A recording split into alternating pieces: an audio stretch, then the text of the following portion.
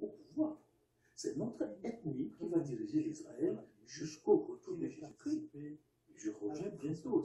Les gens me demandent d'expliquer ce que j'ai dit, Papa Président. Notre ethnie ne peut plus causer une deuxième guerre civile. Il faut lire Juge 19, 20 et 21. C'était ce qui s'est passé. Benjamin, d'où est venu le roi Saül, a été objet d'une guerre civile. Et son fils lui dit, papa, tu ne peux plus tuer David, qui est encore de Bethléem, de Juda, comme la femme qu'on a tuée et qui a été le détonateur de la guerre civile. Qui a raison? Le papa ou le fils? Papa président ou bébé président? Quel leadership a raison?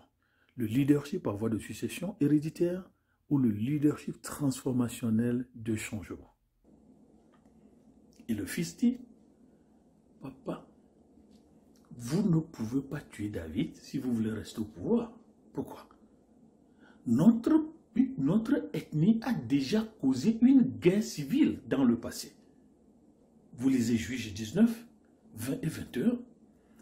Et la semblance politique ici, la vraisemblance politique ici, papa, c'est que la femme qui a été tuée pour causer la première guerre civile venait de Bethléem de Juda. Curieusement et politiquement, David aussi vient aussi de Bethléem de Juda. Papa, tu ne peux plus causer une deuxième guerre civile. Qui écoutez? C'est une équation politique à plusieurs inconnus. Tuer l'opposant pour rester au pouvoir ou laisser le pouvoir pour revenir au pouvoir quand?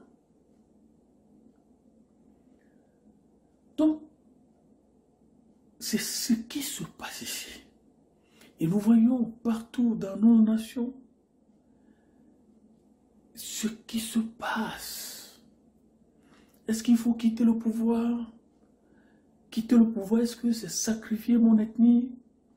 Et nous avons vu Saül, papa président, qui était allé même dans son ethnie faire un rassemblement, une mobilisation, un discours. Il a dit, écoutez Benjamin, le fils d'Isaïe vous donnera-t-il tous des champs? Vous fera-t-il tous des chefs de 1000 et de 100? Vous allez perdre vos postes militaires. Vous allez perdre vos postes administratifs. Ne laissez pas l'autre ethnie venir au pouvoir. N'est-ce pas le problème qui se pose dans nos nations? Mais Jonathan Kish va décortiquer l'équation politique en disant à son papa, papa, tu ne peux plus causer une deuxième guerre civile. D'ailleurs, il semble que vous ne lisez pas bien ce monsieur David. David n'est pas contre notre ethnie. David n'est pas contre notre pouvoir. Si David était contre le pouvoir, papa, il vous aurait tué le jour qu'il aurait tué David et Goliath.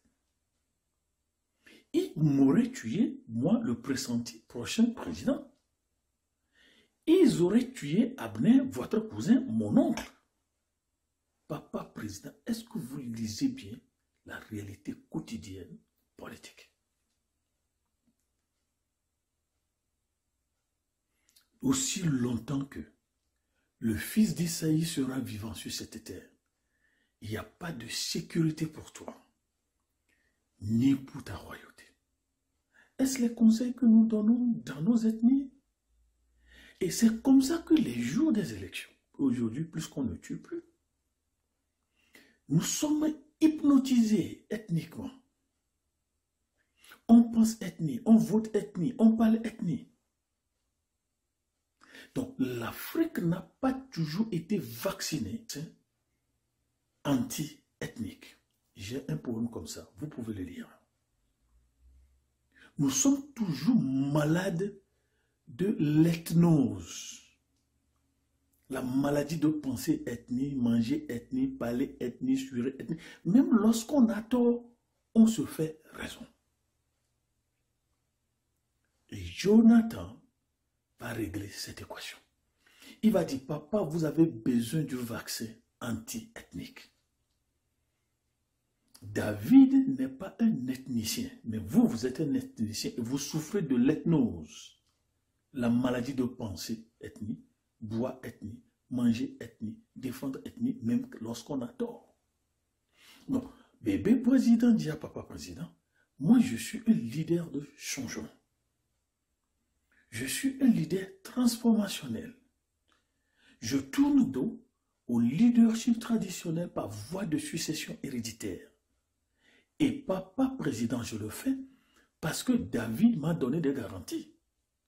Il ne vous a pas tué, il ne m'a pas tué, il n'a pas tué mon oncle, votre cousin Abner, il n'a pas rasé notre ethnie. Voilà des preuves que David n'est pas un ennemi. Qu'est-ce qui va se passer? Papa sera fâché contre son fils. Il va pointer la lance sur lui. Quel est l'héritage politique de nos nations? Qu'est-ce que nous disons dans nos réunions communautaires, ethniques? Maintenant que nous sommes là, on est là. Maintenant que nous sommes venus, nous restons. Mais qu'est-ce qui fait que les gens font ça? Quelle est la blessure qui n'est pas guérie? Quel est le passé qui n'est pas discuté, qui n'est pas traité? Quel est ce passé qui parle, qui ronge?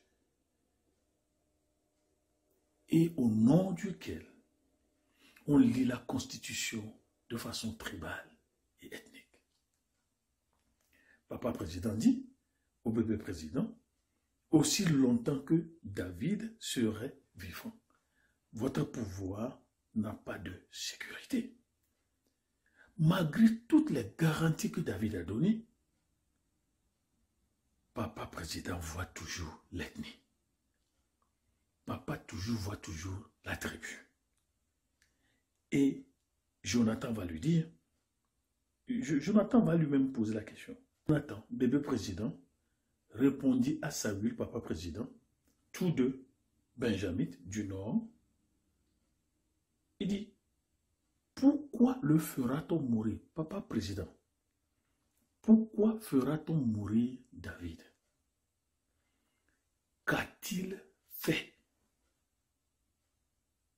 Le bébé président pense justice sociale, la justice pénale, la justice criminelle, le droit criminel.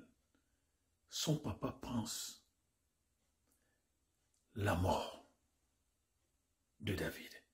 Parce que, ethniquement parlant, lorsque l'autre ethnie vient au pouvoir, on dirige le pays au détriment des autres ethnies et au profit de notre ethnie. Qui a raison? Jonathan, qui passe le pouvoir de son ethnie à quelqu'un d'une autre ethnie, ou le papa qui veut garder le pouvoir parce que leur ethnie a souffert dans le passé avant de monter au pouvoir. Soyez libres de nous envoyer vos réponses. Allez sur histoireafrique.org et suivez nos émissions sur YouTube. Merci et au revoir. Mais encore une fois, prenons le vaccin anti-ethnique. Nous qui avons forcé des populations, des villages, pour qu'ils soient vaccinés contre le Covid, forçons nos pensées, forçons nos têtes, forçons nos cœurs à prendre le vaccin anti-ethnique.